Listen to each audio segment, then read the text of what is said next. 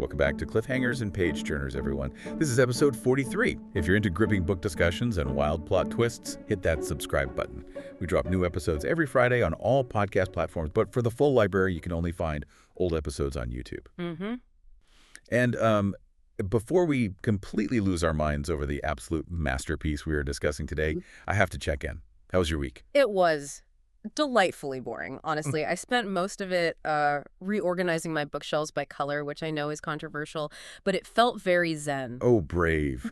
Very brave. I know. But I needed that calm because, frankly, the book we're covering today kept me up until, like, 3 a.m., 3 nights in a row. It was intense. How about you? How was your week? My week has been an emotional blur, a complete daze. Yeah. I tried to make coffee yesterday, and I forgot to put the cup under the machine. Oh, no. That is the level of distraction this book has caused. We were talking about Great Big Beautiful Life by Emily Henry. And listen, I know what everyone is thinking. Emily Henry, the queen of summer rom-coms, book lovers, happy place. Exactly. You go in expecting witty banter in a bookstore or, a vacation fling, something light and breezy. And you get this.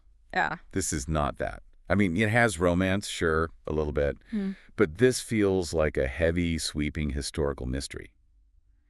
It feels like the 7 husbands of Evelyn Hugo had a baby with Almost Famous. Yes. And then that baby was raised by a family of secretive, tragic billionaires. That is a surprisingly, almost perfectly accurate description. It's a massive departure for Henry. I mean, it's so much more ambitious in scope.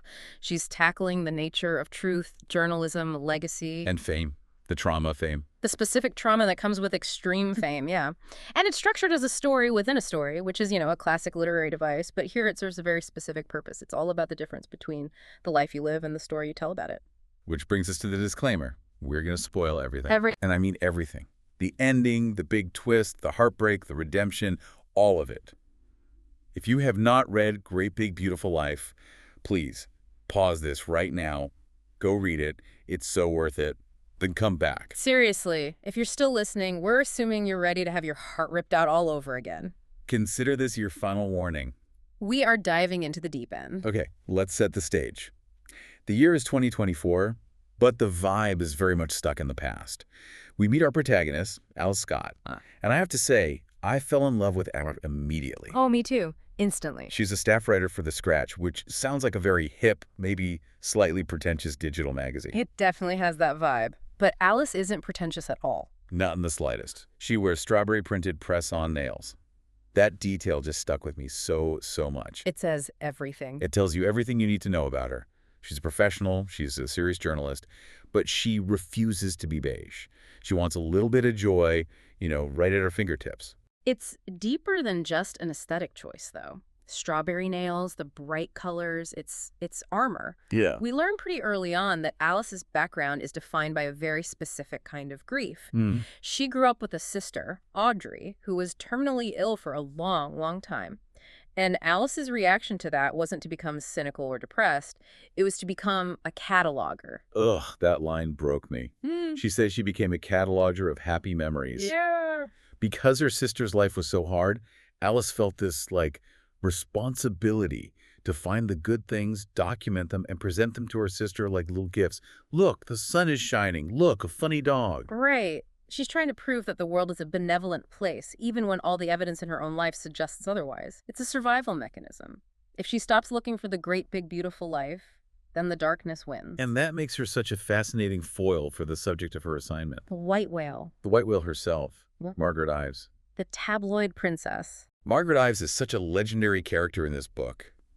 She's the heiress to the Ives media empire. She was a widow of the rock star Cosmo Sinclair.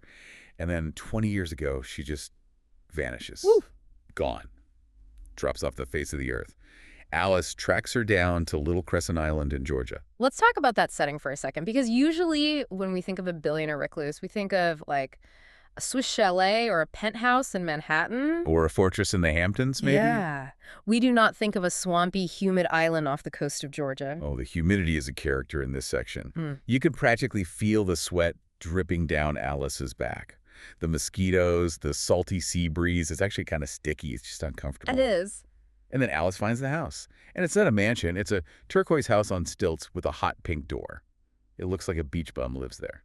It's the antithesis of the House of Ives we learn about later. It's chaotic, it's colorful, it's unpolished, and the introduction to Margaret is a masterclass in subverting expectations. Oh, it's so good. Alice walks onto the property, nervous, sweating, expecting to meet, American royalty, and she sees a woman in the garden. A woman in a dirty flannel shirt, huge gardening gloves, no makeup, hair in a messy bun. Alice literally asks her if she's the gardener. She assumes this is the help. And the woman just plays along. Why do you think she did that? Why didn't she correct her immediately? I think she enjoyed the anonymity. I think for those 5 minutes, she wasn't Margaret Ives the tragedy. She was just a woman digging up turnips. Mm-hmm. It must be addictive to be looked at without being seen if you've been famous since birth. I agree, and I think it was a test, too. She wanted to see how Alice treated the help. If Alice had been rude or dismissive to the gardener, I don't think she would have gotten the interview. Oh, for sure. But Alice is kind. She's polite. And when the reveal happens, when Jody, Margaret's housemate, comes out and kind of blows her cover, Alice is mortified, but Margaret is just amused. But the dynamic gets complicated really fast because Alice isn't the only one on the island. Enter the brooding storm cloud that is Hayden Anderson. The inevitable rival. And let's be honest, the inevitable love interest. But Henry does a really good job of making him genuinely unlikable at the start. Oh, he is the worst. He's a Pulitzer Prize-winning biographer. He wrote this massive, depressing book about a singer named Len Sterling that Alice calls a doorstop-length gut punch. Such a great description. It's perfect. Hayden is serious. He wears monochrome. He hates press-on nails. He hates joy, apparently. He represents a very specific philosophy of biography. To Hayden, the truth is always ugly. If you aren't exposing corruption or addiction or misery, you aren't doing your job. Right. He calls it the capital T truth. Right. He looks at Alice's work, which is mostly, profile pieces about celebrities' favorite recipes or their pets, and he sees it as fluff. He sees it as propaganda. He practically sneers at her. He's like, oh, you're the girl who wrote about the Gilmore Girls anniversary, and Alice stands her ground, which I loved. But this setup is just brilliant. Margaret hasn't decided who she wants to write her biography. She invited them both. It's a bake-off. It's a write-off. It's a vetting process. Margaret knows she needs to tell her story before she dies, but she's conflicted about how to tell it. She knows Hayden has the intellectual rigor to handle the dark history of the Ives family empire, the money, the politics, the grandfather's ruthlessness. But she suspects Hayden lacks the heart to understand why she made the choices she made. Alice has the heart, but Margaret isn't sure if Alice has the stomach for the darkness. So they're forced to coexist in this humid little house, competing for the scoop of the century. And as they start interviewing Margaret, we get the story within the story. We leave the sweaty Georgia island and go back to the mid-20th century to the House of Ives on the California coast. And wow. The description of the wealth here is almost nauseating. It's not just rich, it's grotesque. It's like a fever dream. Margaret describes buttered doorknobs. Buttered doorknobs? What even is that? I don't know. A room specifically for eating breakfast that is never used for anything else. And the parties. Circus performers, elephants, zebras in the backyard. The pony story really stuck with me. Oh, me too. Margaret mentions offhandedly that she read a book about a pony one night, and the next morning, there was a pony in the foyer with a velvet bow. Can you imagine? It sounds like a fantasy, but think about the implications of that for a child. Exactly. It means there are no boundaries. It means desire is instantly gratified, which sounds great on paper, but it's actually terrifying. It creates a total disconnect from reality. If you can conjure a pony just by thinking about it, you don't learn how the world actually works. And Gerald Ives, the grandfather, the patriarch, he built this environment intentionally. He built a literal wall 10 feet of stone around the estate. He wanted to create a kingdom where he was God. But every kingdom is a dark secret, and the Ives family secret is a big one. We have to talk about Ruth. Ruth is the ghost that haunts this entire book. She's introduced as Margaret's cousin, the little princess who lived with them, but the truth is much, much messier. Oh, yeah. Gerald Ives, the patriarch, had a mistress, Nina Gill, a famous actress. Nina Gill. I pictured her as this, like, Marilyn Monroe type. Very much so. Gerald and Nina had a child. That child was Ruth. But Gerald was a devout Catholic with a very public image as a family man. He couldn't acknowledge an illegitimate child. Of course not. The image is everything. So in a twisted, truly messed up move, his sister Gigi adopted Ruth. So Ruth grew up thinking Gerald was her uncle. Margaret grew up thinking Ruth was her cousin. It's the original sin of the family. sacrificing the truth for the image. Gerald denied his own daughter just to keep up appearances. And the tragedy is that Ruth was the best of them. Margaret describes her as the light of the house, the one person who was purely good. And then the plane crash happens. Ugh, this part was so fast and so brutal in the book. One minute Ruth is flying off to school or a trip, and the next she's just gone. It's the catalyst for everything that follows. When Ruth dies, the golden cage stops feeling golden and starts feeling like a tomb. Margaret says the water in the pool turned blue that day. Such a powerful metaphor. For the loss of innocence. She realized that all the money, all the walls, all the buttered doorknobs couldn't stop death. And it breaks the parents, Freddie and Bernie. They get divorced, and it's nasty, it's public, and suddenly, Margaret and her sister Laura are being hunted by the press. And this is where the two sisters really diverge. They really do. Margaret decides to fight fire with fire. She becomes the tabloid princess. And it's a strategic decision, which I think is a brilliant insight by Henry. Margaret isn't just a wild child. She realizes that the press is a hungry animal. If she doesn't feed it, it will eat her sister Laura. Right. Laura is sensitive, anxious, fragile. So Margaret puts on the show. She dates the bad boys. She dances on tables. She wears the scandalous dresses. She draws all the fire to protect Laura. Which leads us, of course, to the most iconic romance of that era. Margaret and Cosmo Sinclair. The boy wonder of rock and roll. The press sold it as Stars Collide, the heiress and the rocker. But the reality... The reality was so much more interesting. She couldn't stand him. She hated him. She walks into her library, and he's there, feet on the desk, being all arrogant and rock starry. She thinks he's a total cliche. But he wins her over not with charm, but with vulnerability. There's that moment where he admits he's terrified. The Beatles are coming to America. The landscape of music is changing. He feels his relevance slipping away at age, 24? And Margaret understands that fear. She understands what it's like to be a commodity that is losing value. They are trauma-bonded by fame. They are the only two people in the world who know what it's like to be stared at but not seen. So they elope, they run away. And for a little while, it's beautiful. Yeah. But it's also frantic. They are constantly running from the cameras. There's a line Cosmo says that haunts me. If I can't protect you from the world, what is the point of all this? He feels emasculated by his own fame. He has all this power, but he can't stop a photographer from sticking a lens in his wife's face while she's eating. It's awful. And while we're getting this epic 1970s rock romance back in the present, something is simmering between Alice and Hayden. Yeah. The slow burn to end all slow burns. It's so good because they are arguing the whole time. They're debating philosophy while hiking through this swampy, humid island. And the turning point, we have to talk about the tomato sandwich. It's such a simple scene, but it carries so much weight. Describe it for the listeners who haven't read it, because the sensory details are just key. Okay, so they're exhausted. It's hot. They're in the kitchen. Alice makes these simple sandwiches, white bread, thick slices of heirloom tomato, Duke's mayonnaise, salt, pepper. That's it. So simple. And Hayden, the snob, the Pulitzer Prize winner, he looks at it like it's garbage. But then he takes a bite. And it's like the scene in Ratatouille. He's transported. It completely lowers his defenses. And in that moment of vulnerability, they have their first real conversation. Hayden talks about his view of biography as alchemy. He says you take a hunk of rock, which is the messy, boring reality of a person's life, and you burn it down with research and facts until you find the gold. But he implies the gold is always something dirty, secret, a flaw. And Alice challenges him. She says, why can't the gold be the love? Why can't the gold be the happy moments? She argues that looking for the good isn't a sign of stupidity, it's a sign of strength.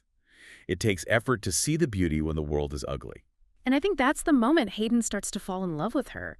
He realizes her optimism isn't naivety, it's a choice, a hard-won choice.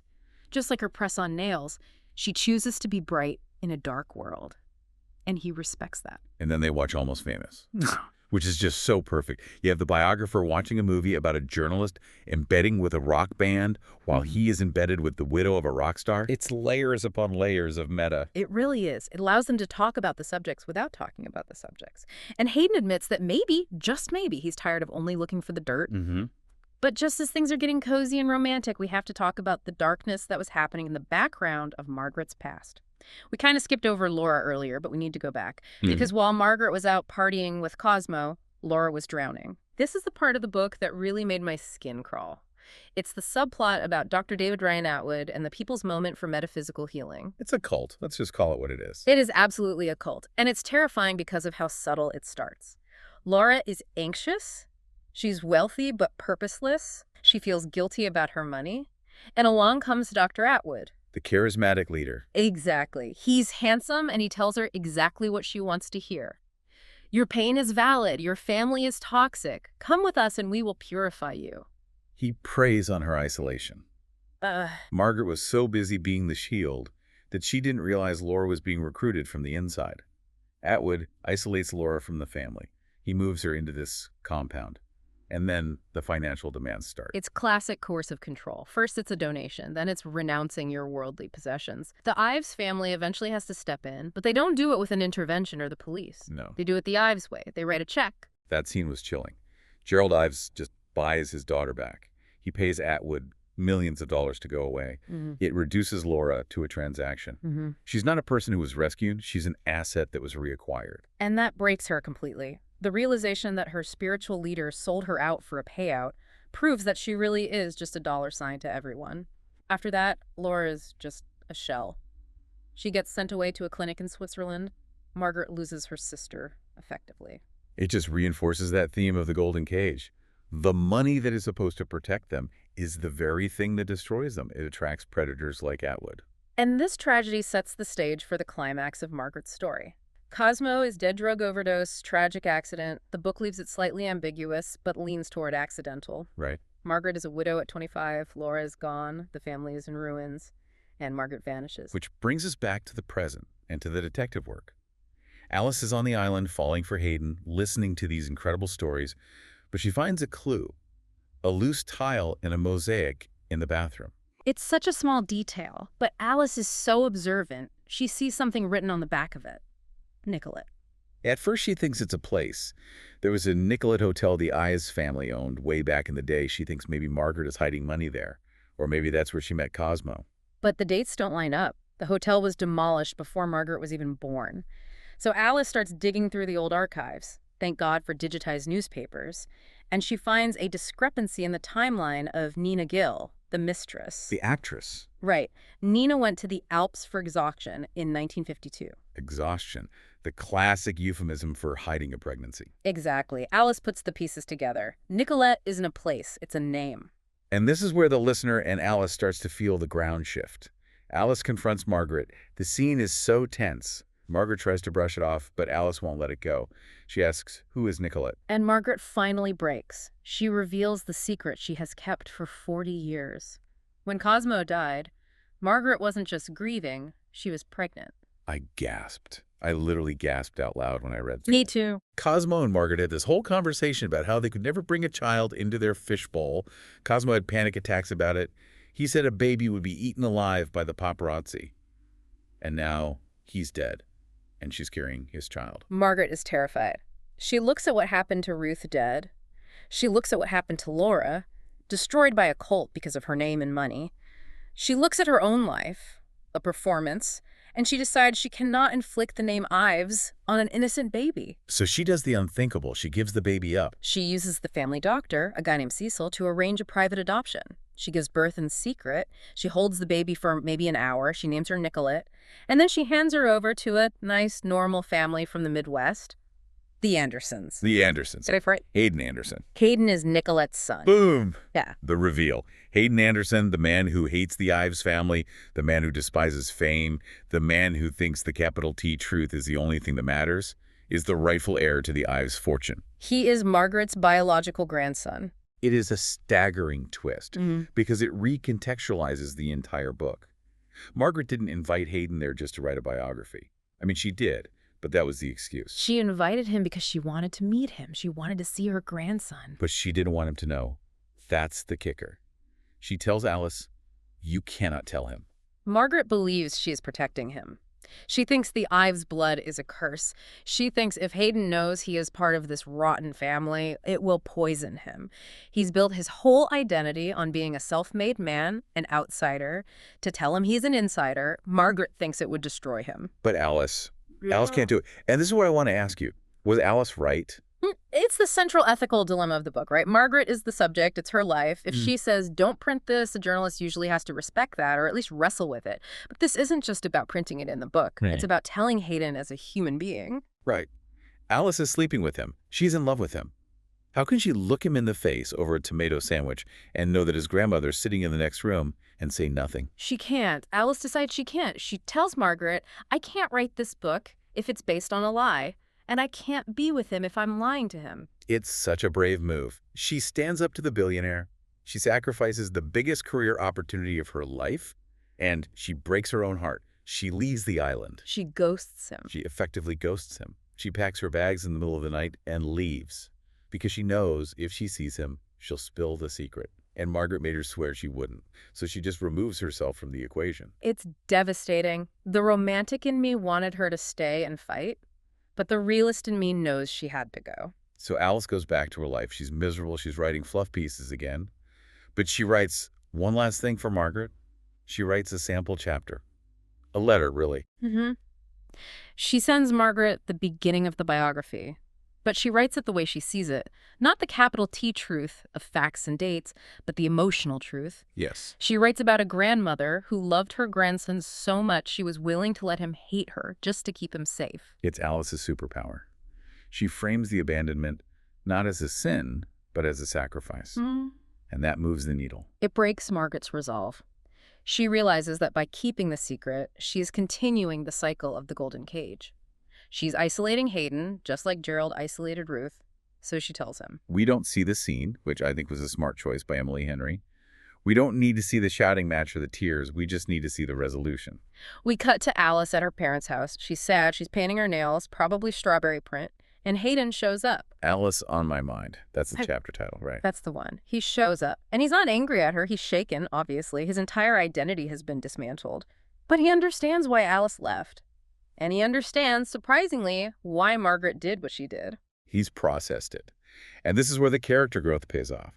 The old Hayden, the cynic, would have burned the house down. He would have written a scathing expose about how the Ives family abandoned a baby. Oh, for sure. But the new Hayden, the one who ate the tomato sandwich, he sees the nuance. He sees the love. He realizes that Margaret gave up her child not to get rid of a problem, but to save a life. And he decides he wants to know her. The ending is so satisfying. Yeah.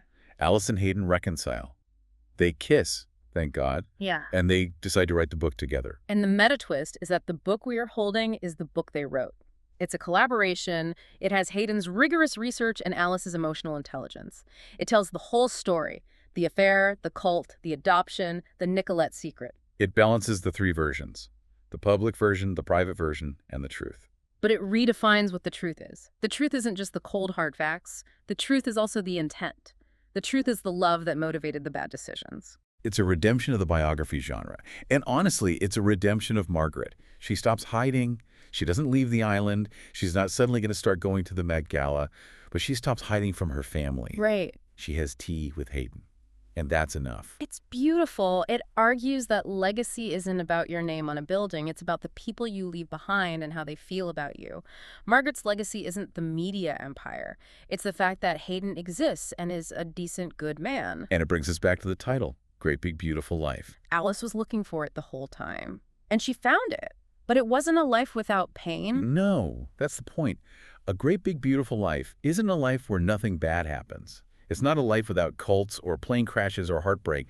It's a life where you survive those things and still choose to eat a tomato sandwich with someone you love. It's a life where you don't let the public version consume the private version. You keep something for yourself. Which is such a massive lesson for us today. We live in this era where if it's out on Instagram, it didn't happen. We're all archiving our lives like we are museums. But Margaret's story tells us that maybe the best stuff, the real stuff, should stay off the record. Privacy is the ultimate luxury. And maybe the ultimate necessity for happiness. That really hit me. I've been thinking about that all week. How much of my life is for me and how much is for the audience? Well, considering we are recording this right now, a fair amount is for the audience. Touché. But after this, I'm going offline. I'm going to go find a tomato. A noble pursuit. Before we sign off, I just want to say this book wrecked me, but in the best way possible. If you haven't read it yet and you just listened to us spoil the whole thing, well, go read it anyway. The writing is spectacular. The prose is worth the price of admission alone. Emily Henry can really, really write. Absolutely. Thank you so much for joining our little book club today. We really appreciate you listening to us ramble about imaginary billionaires. And if you enjoyed this discussion, please remember to like, comment, share, and subscribe. It really helps the show, and it helps other readers find us. Yes, please do. And a quick programming note before we go. We were making a slight change to our schedule. Quality over quantity, as they say. Exactly. We will be releasing new episodes on the first and third Friday of every month instead of every single Friday. We want to give ourselves a little more time to really dig into these books and give you the kind of discussion you deserve. So check your feeds on the first and third Friday. And join us in 2 weeks. We are shifting gears completely. We are reading Beg, Borrow, or Steal by Sarah Adams. I heard it's delightful, a much-needed palate cleanser after the Ives family trauma. Exactly. Light, fun, hopefully no cults. I can't wait.